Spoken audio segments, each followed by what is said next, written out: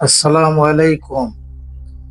আমি এখন যাত্রা শুরু করছি ইসলামের ঐতিহাসিক এক পবিত্র স্মৃতি বিজড়িত জায়গায়, জাবালে রহমতের দিকে, যেখানে পৃথিবীর শ্রেষ্ঠ মানব হযরত মুহাম্মদ মুস্তাফা সাল্লাল্লাহু আলাইহি সাল্লাম দিয়েছিলেন তার বিদায় হজের ঐতিহাসিক ভাষণ। আরাফাতের ময়দান হজের মূল অংশ।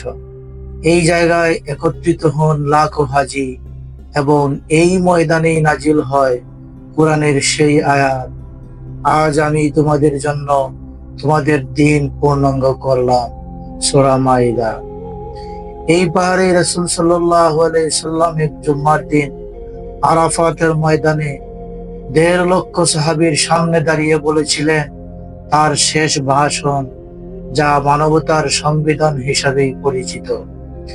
তিনি বলেছিলেন, হে মানুষ, শোনো, বুঝে নাও, আমি জানি না এই বছর তোমাদের সাথে আমার সাক্ষাৎ হবে কিনা।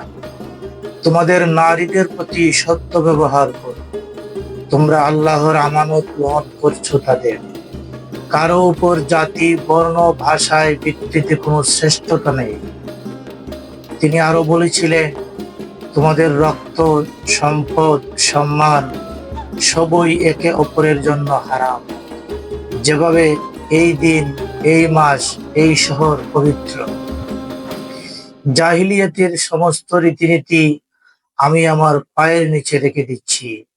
সকল মুসলমান ভাই ভাই। এই ভাষণ একত্র করেছিল সামাজিক ন্যায় বিচার, মানবাধিকারের ঘোষণা এবং নারীর সম্মান। ইসলাম এখানে প্রতিষ্ঠা করছে একটি ভারসাম্যপূর্ণ মানব সমাজের রূপরেখা। আমি আজ এই পবিত্র ময়দানে দাঁড়িয়ে হৃদয়ে অনুভব করছি সেই ঐতিহাসিক মুহূর্তের স্পষ্ট।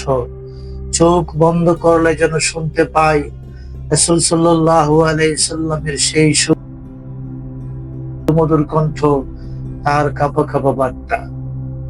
রাসূল সাল্লাল্লাহু আলাইহি সাল্লামের বিদায় হজে কেবল হজ শেখানো হয়নি, শেখানো হয়েছে কেমন করে মানবতা বাঁচে।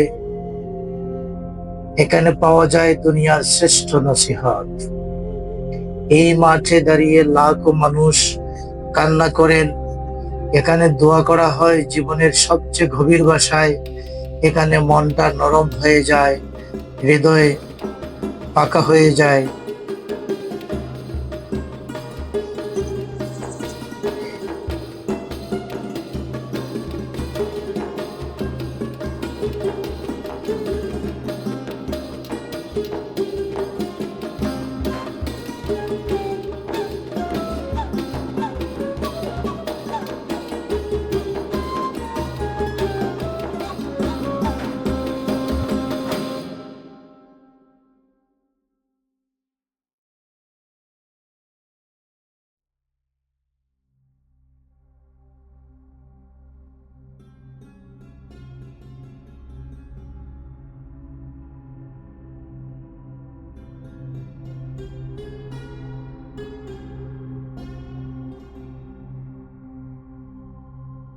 আমিও আজ এই মাটিতে দোয়া করছি যেন আল্লাহ আমাদেরকে এই বার্তাগুলো হৃদয়ে ধারণ করার তৌফিক দেন, যেন আমাদের প্রতিটি পদক্ষেপ রাসূল সাল্লাল্লাহু আলাইহি সাল্লামের আদর্শে গড়ে ওঠে।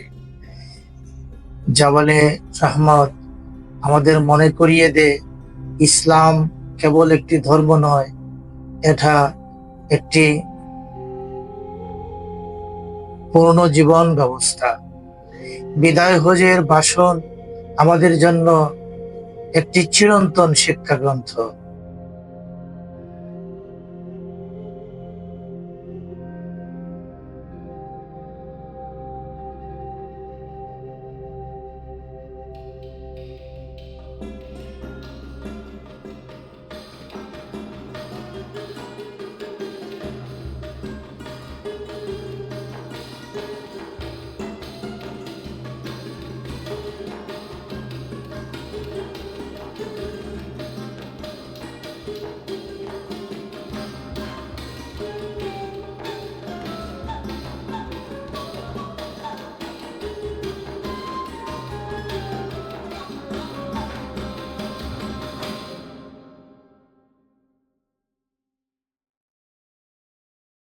এই ভিডিও ভালো লাগলে লাইক দিবেন, শেয়ার করবেন, আর আমাদের চ্যানেলটি সাবস্ক্রাইব করতে ভুলবেন না।